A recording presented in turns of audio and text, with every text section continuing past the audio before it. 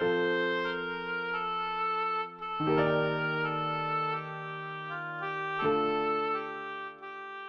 reading from the letter of James. Be patient, brothers and sisters, until the coming of the Lord.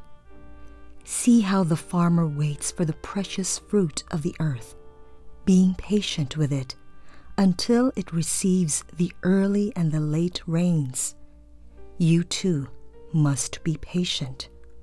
Make your hearts firm, because the coming of the Lord is at hand. Do not complain, brothers and sisters, about one another, that you may not be judged. Behold, the judge is standing before the gates. Take as an example of hardship and patience, brothers and sisters, the prophets who spoke in the name of the Lord. The word of the Lord.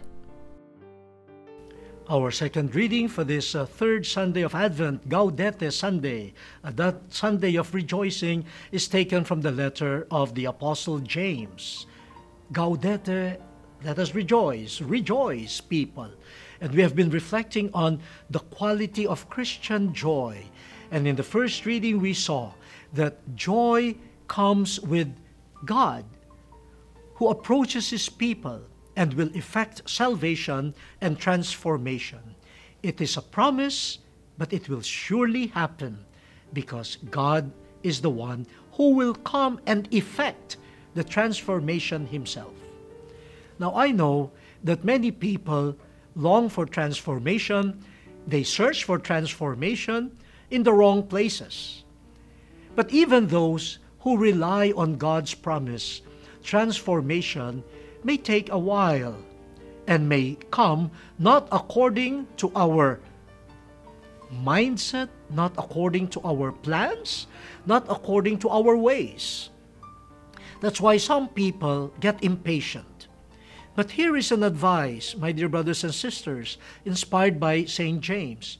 First of all, check whether your dreams for transformation are the dreams of God for transformation. Sometimes we get frustrated with the transformation that we are longing for because our dreams and our ways of achieving those dreams are not in harmony with God's dreams and God's ways. Then we get frustrated instead of being joyful. But the second is this: we really need patience. We need patience.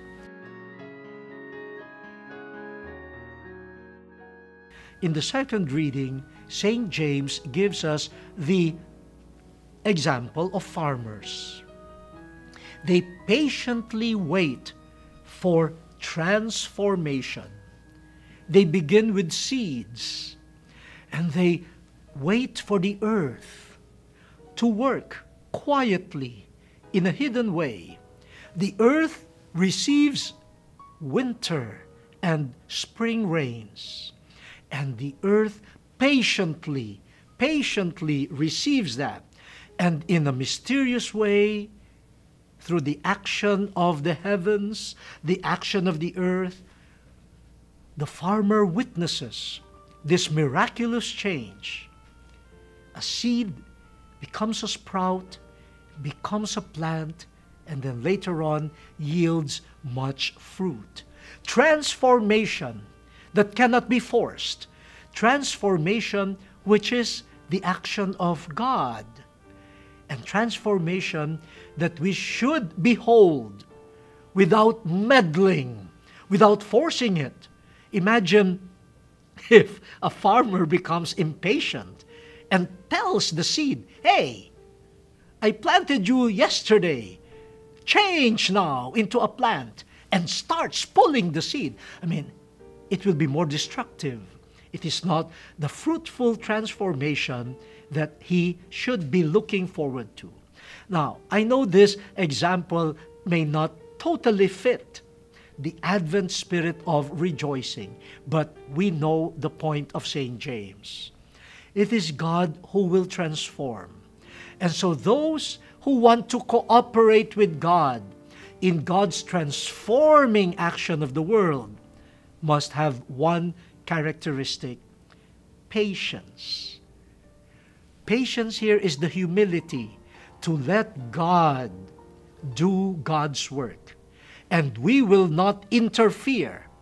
Part of the joy is cooperating with God and marveling at what God has done in spite of our efforts.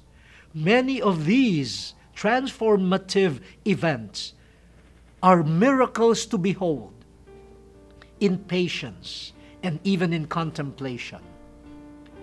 I remember a parent who just brought her only daughter to marriage. And he was, of course, very happy. But he said to me on the wedding day, I could not imagine how this radiant lady really became what she is right now, no? Without my real efforts. When I look back, said, as a parent, I did only very little. But look at how good she is. I'm proud of her. The patience and the joy of a father, seeing how God worked the transforming love with transforming love on his daughter. That is an Advent rejoicing, trusting in God with patience.